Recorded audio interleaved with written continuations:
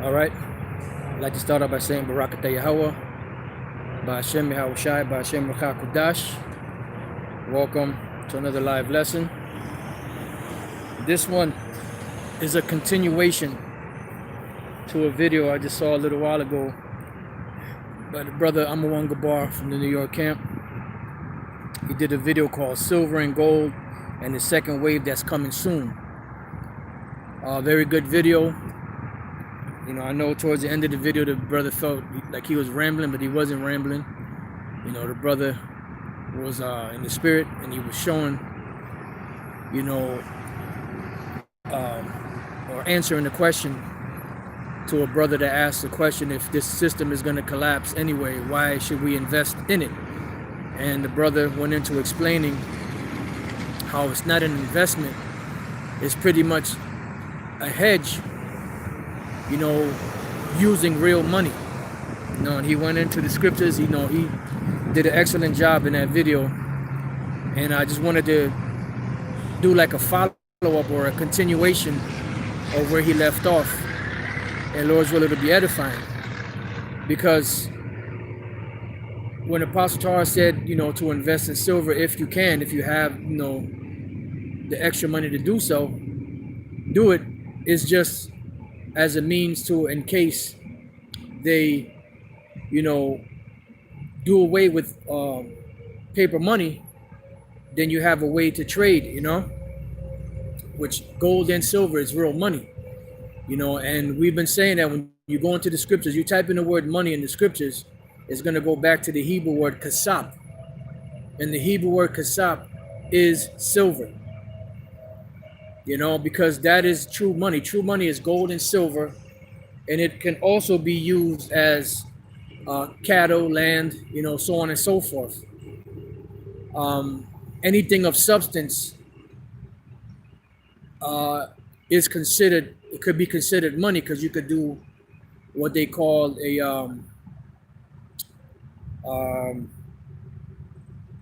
the word just escaped me. Barter, you know, bartering, you know, where you could trade one thing for another. You know, I forget, I was listening to something yesterday, and they pretty much said that certain people, I forget what country it was, you know, the dollars were being devalued. So what they did is they would buy bricks and wood and different things like that, so that when the time was right, they can exchange those things for whatever it was they needed. And when the money, the paper dollar, started getting back to normal, they could use that to, you know, trade it back for their paper dollar, so to speak. So anything of substance is considered money, but the key in money is gold first and then silver. I mean, I know they have palladium and, you know, other as they call precious metals, and you do have bronze and copper and different metals like that that are of value, but the most valuable is gold and silver. Scriptures don't speak about no palladium and all. That's just something Esau made up, you know, to make money off of those metals. Anyway, when you go to the Constitution, I happen to have a Constitution offline one, and when you go to the so-called Constitution, it says that money shall be expressed in dollars. Now, a dollar is not value. A dollar is just a weight of money. What is it a weight of money of? It's not a weight of money of dollar bills or FRN notes. It's a weight of gold or silver. When you go back in time, you had the gold certificates and you had the silver certificates, as the brother explained in the lesson, to where you were able to take those paper dollars and exchange them for whatever amount of gold or silver was on that particular note.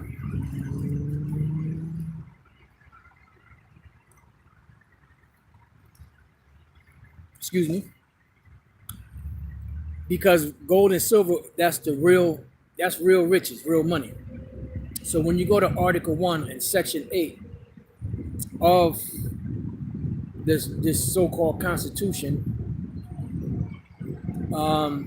Section 1 says the Congress shall have power to lay and collect taxes, duties, imposts, and excises, to pay the debts and provide for the common defense and general welfare of the United States. But all duties, imposts, and excesses shall be uniform throughout the United States. And then it says to borrow money, Section 2, to borrow money on the credit of the United States. Number 3, to regulate commerce with foreign nations and among the several states and with the Indian tribes. And then when you jump down to Section 5, it says to coin money, regulate the value thereof of foreign coin, and fix the standard of weights and measures, because the Lord loves a just weight and just measures, as we're going to read. So it says that they have the right to what? To coin money. So when you go to Article 1, Section 10, and then you go to the first one, it says no state shall enter into any treaty, alliance, or confederation, grant letters of marque and reprisal, coin money, emit bills of credit, make anything but gold and silver coin a tender in payment of debts, pass any bill of attainder, ex post facto law, or law impairing the obligation of contracts, or grant any title of nobility. So it says they don't have the right to do anything but to what? To make anything but gold and silver coin a tender in payment of debts. So what have they done? They've taken the dollar, or the FRN, they've taken the measurement of gold and silver, put it into a paper dollar, and made it to be the legal tender to be used, to trade in, to buy, to sell. And according to their own constitution, they're not supposed to do that. You're supposed to have this gold and this silver on reserve, and if people want to bring their dollars and exchange them back for gold or silver, they should be able to. But they're not, because this dollar is not backed by silver or gold, as is stated in the so-called constitution. It said nothing else was supposed to be coined for payment and tender but gold and silver. And this is how the American public in the world have been duped. And this is why the brother played the clip of Nixon back in 71, revoking the ability to change the dollars for silver, because they were moving this. They had already moved the gold certificates, and they were removing the silver certificates. As a matter of fact, I happen to have a gold certificate on me. I'm sorry, a silver certificate on me, which I will show you. It's a $1 bill, and it says on the top, if you can see it, it says silver certificate, and then on top it says this certificate, this certifies that there is on deposit in the Treasury of the United States of America $1 pretty much in silver. This says this certifies, this certificate is legal tender for all debts, public and private. So this is $1, as you can see on the bottom there. It says $1, Salakia, $1 in silver payable to the bearer on demand. And they don't have this anymore. So these are the paper dollars that are supposed to be in circulation, to where the people are able to go and collect these things. Now, at no time did the Apostle Tahar say that this was going to be your salvation, that you have to invest in silver and gold because, your salvation is dependent on this, your welfare is dependent on this. No. And we even tell brothers and sisters, if you have a little extra, to store away a little bit of, extra food here, dry goods, canned goods, or whatever the case is, just in case they shut things down and you're not able to go to the store. If you have a little extra to invest in silver, do so.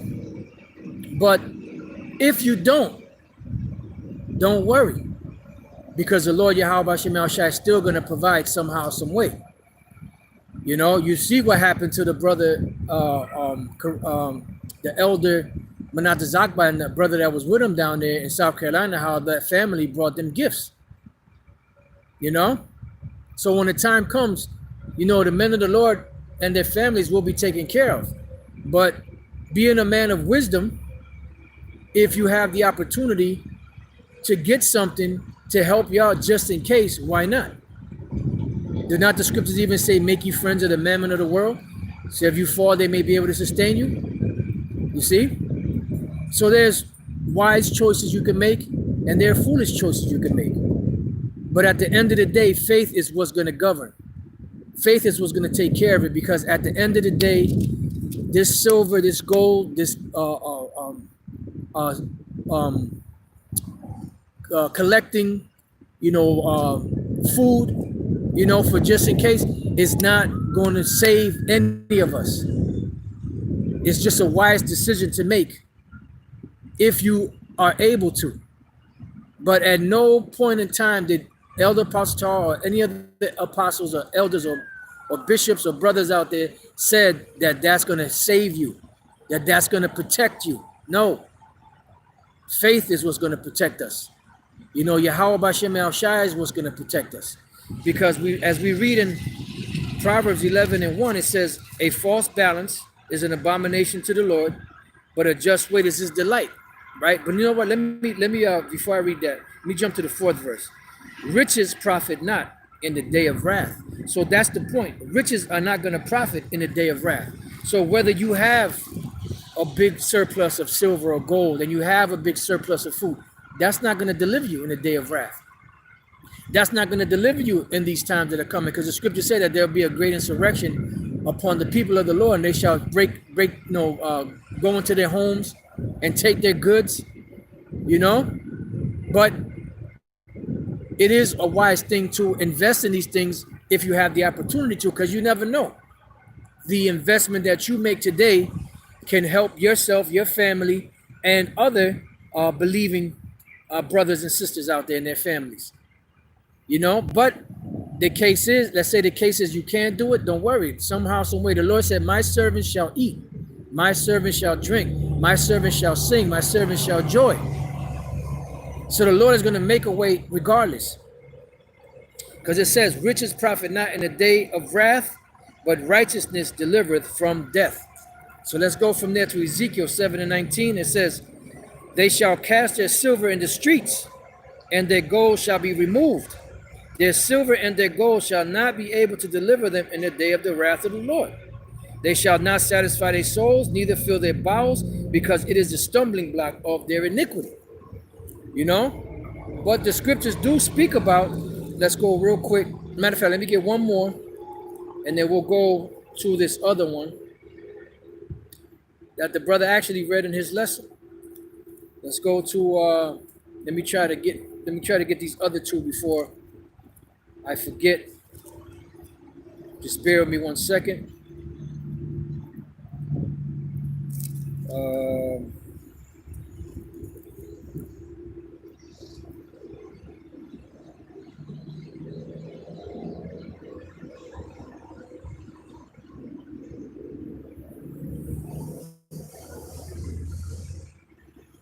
Just bear with me.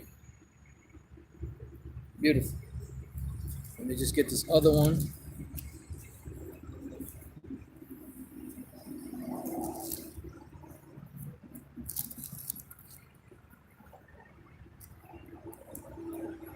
Okay, cool. Now, let's go to Zephaniah 1:18. Neither their silver nor their gold shall be able to deliver them in the day of the Lord's wrath. This is talking about the very end. But even in these perilous times, gold and silver and the hoarding of food is not going to help anyone. But the men of the Lord, the people of the Lord, the servants of Yahweh Bashem El Shai will be protected in these times. It says, but the whole land shall be devoured by the fire of his jealousy. For he shall make even a speedy riddance of all them that dwell in the land. So eventually this place is going to be destroyed. So nothing is going to be able to deliver anyone. But a man of wisdom will consider these things, and if they have the ability to make a hedge, why not? And that's the only thing that's being said. That's the only thing that Apostle Tar told brothers. If you have the ability to do it, invest in it, invest in it. And even the brother said it, which is a saying, a slogan: it's better to have and not need it than to need and not have it. And that's just wisdom. All right, so now let's go from there to the book of Ecclesiastes chapter 7 and 11. Wisdom is good with an inheritance, and by it there is profit to them that see the sun. For wisdom is a defense, and money is a defense. But the excellency of knowledge is that wisdom giveth life to them that have it. So wisdom is a defense, and money is a defense. So now let's go to, just bear with me 1 second. Okay, it's all the way up. Let's go and look up those two words for money and defense. Let's go to the book of Ecclesiastes,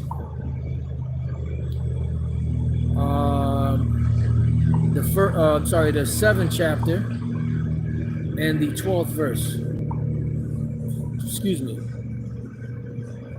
So it says, wisdom is a defense and money is a defense. So when we look up the word money, it's the word kasap, silver, as metal, as ornament, as color, money, shekels, talents. Shequal. Shequal is shekels, shequal yum is shekels. And then you have talents. You have money, shekels, talents. So this silver was the standard for money, and is the standard for money. Okay, so let's go. Let me go back because it kind of clipped me off. I clicked too many times back. I just want to look up the word defense. And the word for defense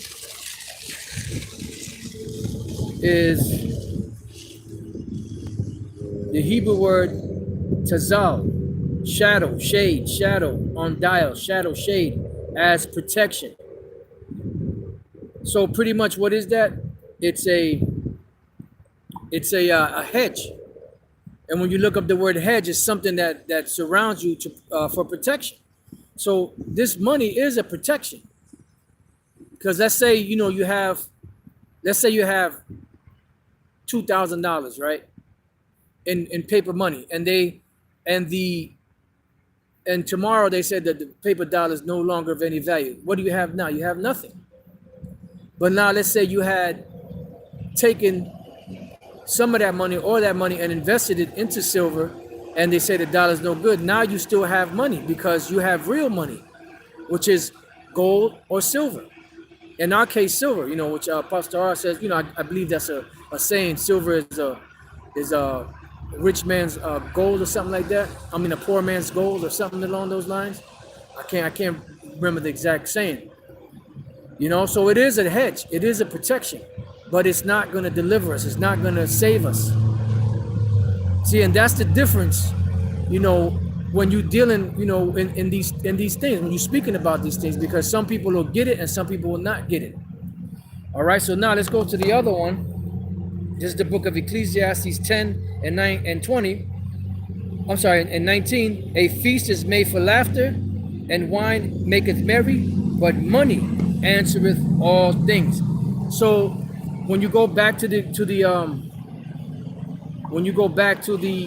Hebrew, it's the word kasap there. Answereth all things. Why? Because with that, you can pay your bills, you can buy food, so on and so forth. If you in an accident and it happened to be your fault, you can pay. So it is a hedge, it is a protection, but it's not salvation. And I think some people mistaken it for that, because they're not thinking rationally. They're not thinking, as a person of wisdom. And it says that Abraham was rich with what? Silver and gold. You know, and then he had cattle and all that. Those are all part of the riches. So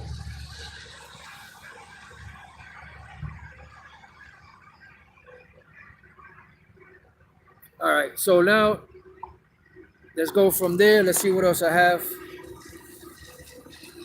Now, building on the situation that riches profit not in the day of wrath, let's go to the book of Genesis, chapter 7 and 1, because this is a precept that was off of, I believe it was Proverbs 11 and 4. Genesis 7 and 1. And the Lord said unto Noah, come thou and thy house into the ark, for thee have I seen righteous before me in this generation. So what was the Lord doing? In essence, he was delivering Noah and his family from the perils that were to come.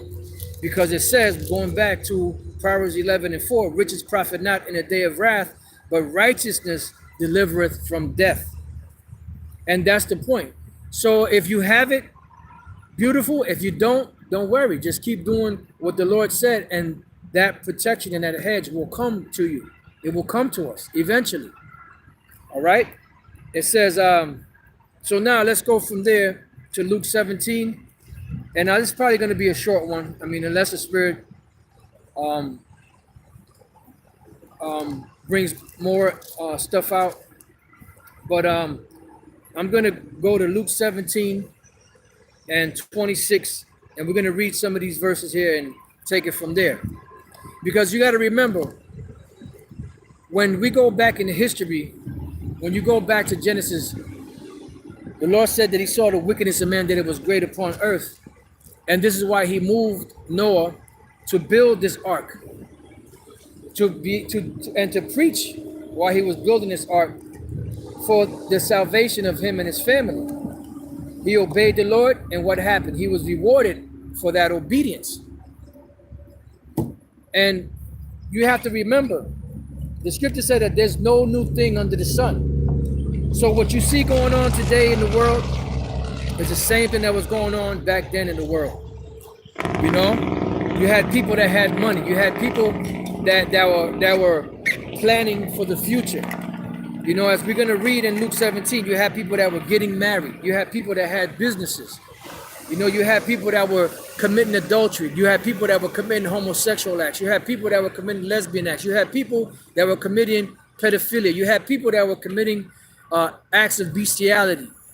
You had people that were cheating other people out of money, robbing people, you know, murdering people. You had all these things going on back then. It's no different than what you see today. The only difference, it was a different time frame. And the structures could have looked different. You know? But it was the same things going on back then that are going on today. And that's what the scriptures say, that riches profit not in the day of wrath. And the scriptures also say that the things that were written aforetime were written for our learning, that we through comfort and patience of the scriptures might have hope.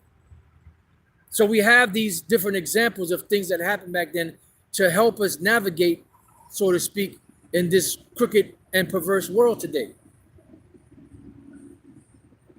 So going to Luke 17 and 26, and as it was in the days of Noah, which is Noah, so shall it be also in the days of the Son of Man. Because the ark back then was physical. The ark this time is going to be physical, but it's going to be in the air. The chariots. It says, they did eat, they drank, they married wives. They were given to marriage until the day that Noah entered into the ark, and the flood came and destroyed them all. So you know they had riches. You know, we don't know exactly what was taking place, but you know that when the Lord shut that door, people were coming to knock on the ark. They were probably offering their daughters. They were probably offering riches. They were probably offering their cattle. They were offering everything. They were probably offering everything that they could in order for Noah to open up that ark door so that they can get in. It doesn't specify that, but knowing how people are, you know, and wanting to save their skanky ass hide, they would offer anything. They'll give their riches. There was a I think it's called Monsters That Do on Maple Street on the Twilight episode. If it's not that one, it's another one, a bomb shelter one. I think it was a bomb shelter one where there was a family of people in a particular neighborhood, and no one built a shelter except for this one family. And people, they look at you crazy when you do certain things, But then eventually there was a threat of a bomb about to fall in that neighborhood or in that region, and the people that built their shelter was only enough for them. I think it was three of them: the husband, the wife, and the child. And pretty much what happened was they went in there, and the other people in the neighborhood that didn't prepare, they came there and they tore the people's shelter down. They tore the door down, and they broke into their shelter. So had there been a nuclear missile or bomb or whatever, all of them would have perished. Because at the end of the day, when people are scared, they're willing to do anything to be delivered.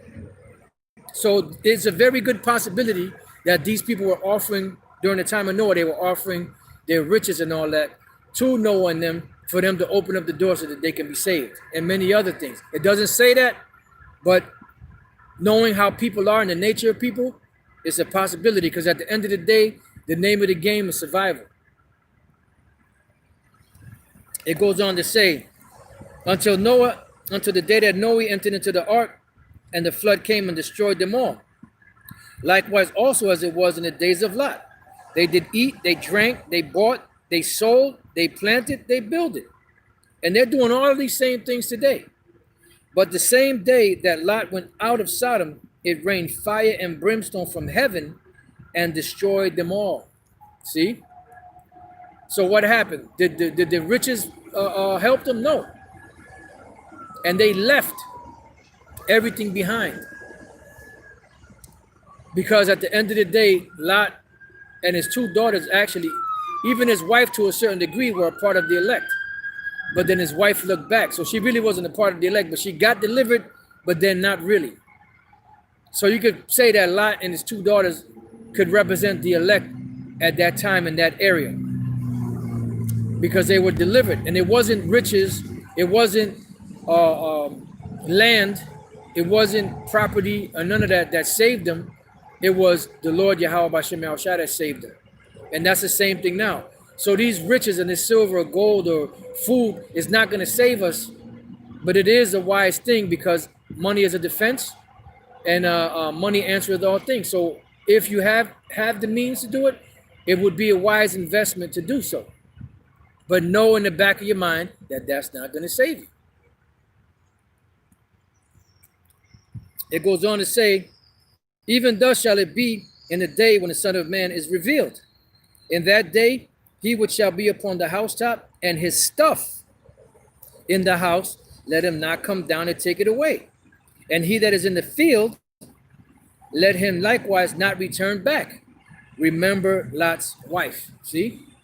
And why did Lot's wife look back? She didn't look back to take a look at the city or to take a look at the devastation of what was happening. She looked back because they had great substance. Well, how do you know that? Well, why did Abraham and Lot separate in the first place? Because they had so many cattle and so much riches that the servants were striving against each other. And they were bickering because there wasn't enough room for them all to take care of their cattle and all of that, and graze and water them and all of that. So that's why when Lot came to Abraham, Lot told him, look, whichever way you pick, I'm picking the other way. I'm picking the opposite way. So he went towards Sodom and Gomorrah because it was well watered, because of the rivers that were going through there. So they had great riches. And that's why she looked back, because she was going to miss those riches. And then looking back, what happened?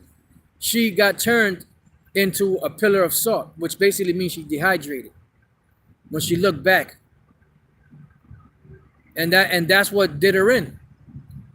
So in these times now, we can't have our heart set on any of these things, because we're looking for the kingdom. All of this stuff is what? Temporary. Let's go real quick to the book of Second Corinthians.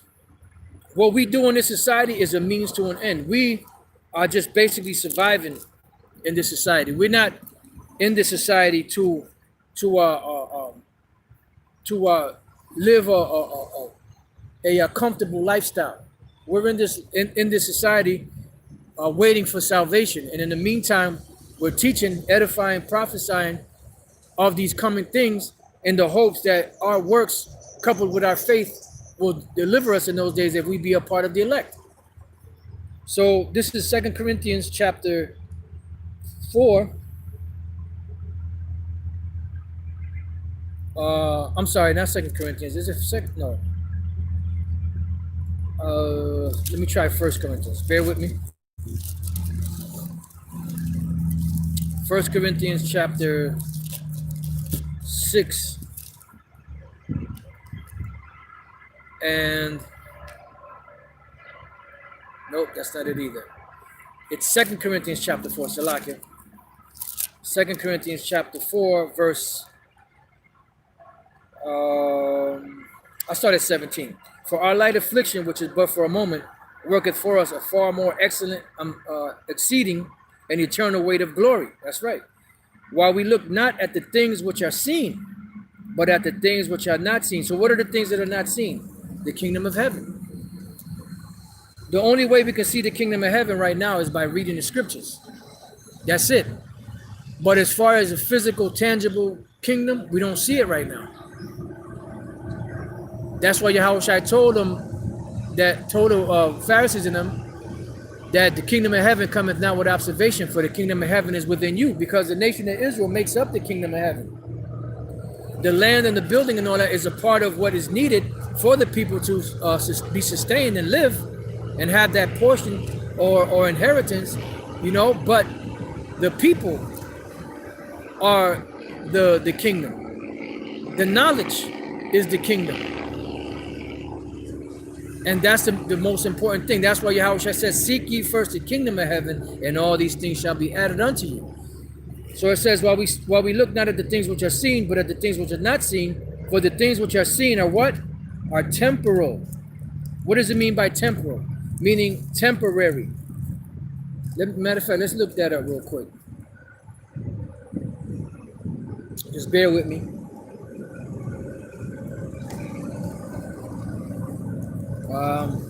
That was the book of Second Corinthians. 2 Corinthians chapter 4 and verse 18. Let's look up this word temporal.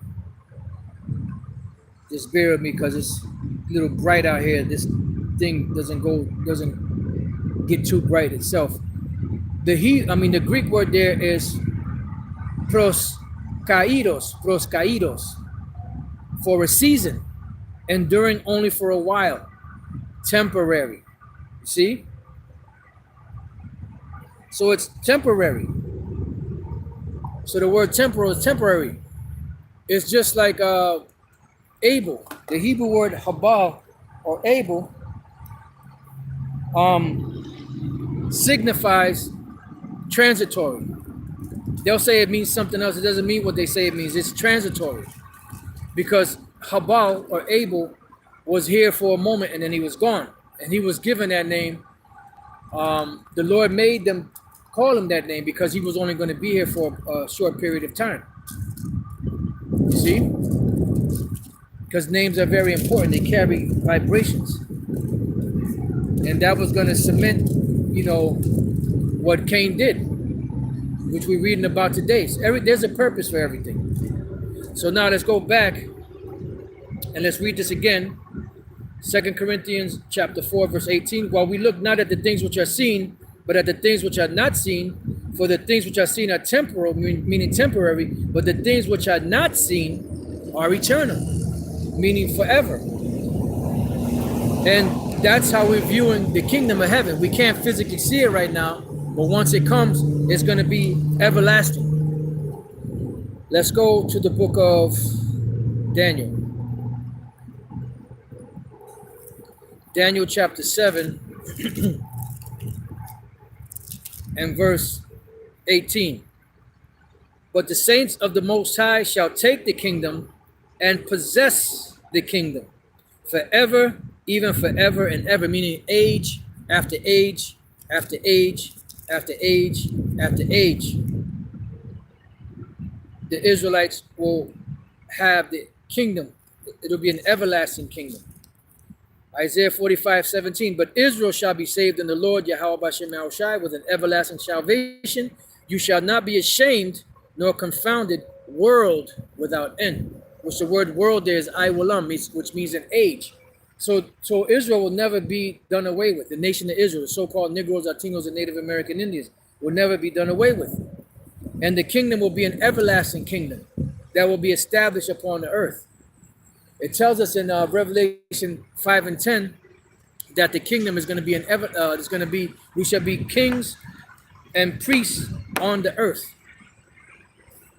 So now let's jump back to Daniel 7 and 27. And the kingdom and the dominion and the greatness of the kingdom under the whole heaven shall be given to the people of the saints of the Most High, which are who? The Israelites, whose kingdom is an everlasting kingdom, and all dominions shall serve and obey him. And that's the bottom line. You know?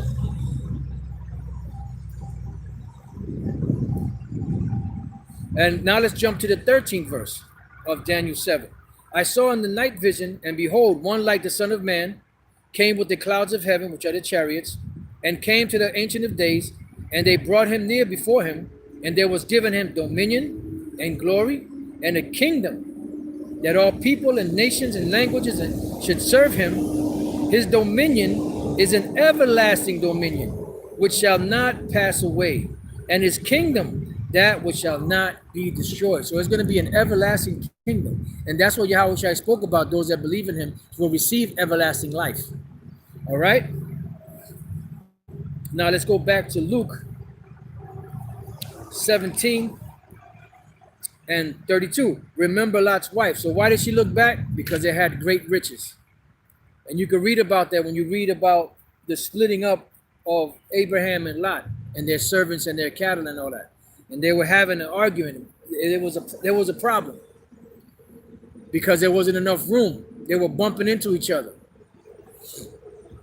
It goes on to read, whosoever shall seek to save his life shall lose it. See? And whosoever shall lose his life shall preserve it. So, you know, pretty much our lives in this world have been lost. Because although the IUIC called us a bunch of bums, you know, we all had goals and aspirations. Every last brother had some type of goal or aspiration of something that they wanted to do in their life. And it was not teaching the Bible. It was not going out here prophesying the downfall of this place, because we didn't know nothing about that. Excuse me. We didn't know anything about that. So the Lord pulled us away from those goals and aspirations that we had, that we were pursuing.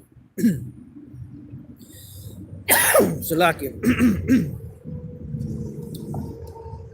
Know what the hell's going on? Satan doing his thing. Just bear with me 1 second. Let me pour a little bit of this tea so I can wash that down, whatever the hell it is.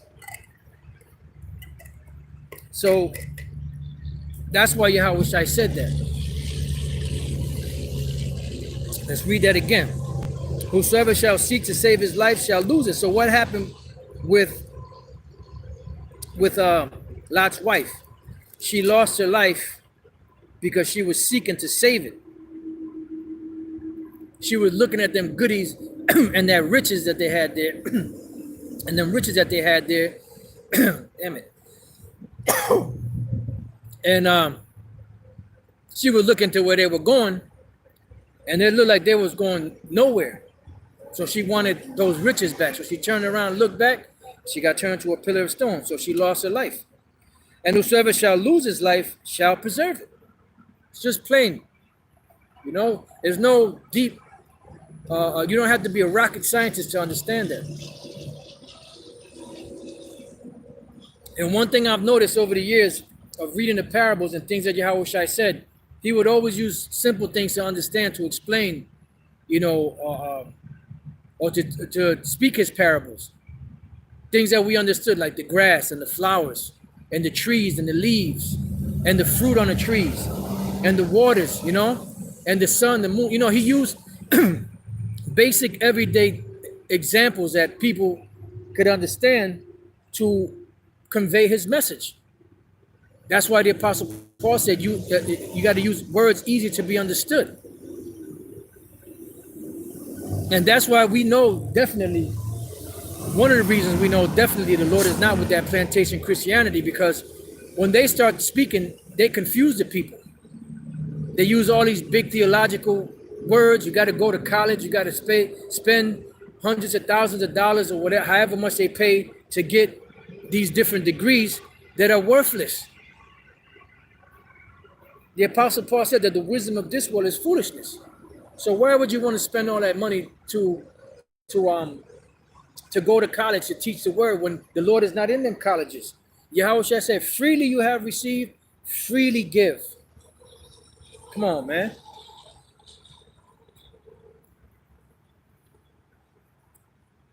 Scriptures also say you have been redeemed without money.